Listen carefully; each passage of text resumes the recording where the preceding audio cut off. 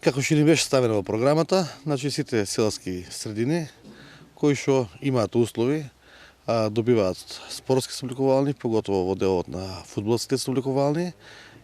Село Сопот е едно од ретките примери кај што има едно одлично фудбалско игралиште, благодарение на господинот Моно, кој што тука долго време го одржава. Собликувалната беше во една рурирана, лоша состојба, неупотреблива. Со ова така наречена реконструкција, комплетна инвестиција од општина Кавадарци од 2 милиона денари, ќе се доби собликувална кај што може и во втора лига да играат комплетно со сите услови. Пред се условите ќе ги имаат сите спортисти, рекреативци, фудбалери, да имаат собликувални на ниво. Тука не застануваме во инвестиција во спортот. Имаме предвидено за наредната година здрави живи уште повеќе спортски објекти, како во село Сопот предвидено да имаме затворена сала за тренирање.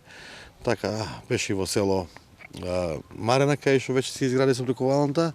Продолжуваме во село Дреново да изградиме собликувална, во село Возац е реконструирана собликувалната, така да мислам дека спортот во општина Кавадарци покрај масовната поддршка која што има од општина Кавадарци од 12 милиона денари за сите спортски клубови, добива и добра и солидна сума во делот на инвестиција во услови и подобрување на самиот спорт.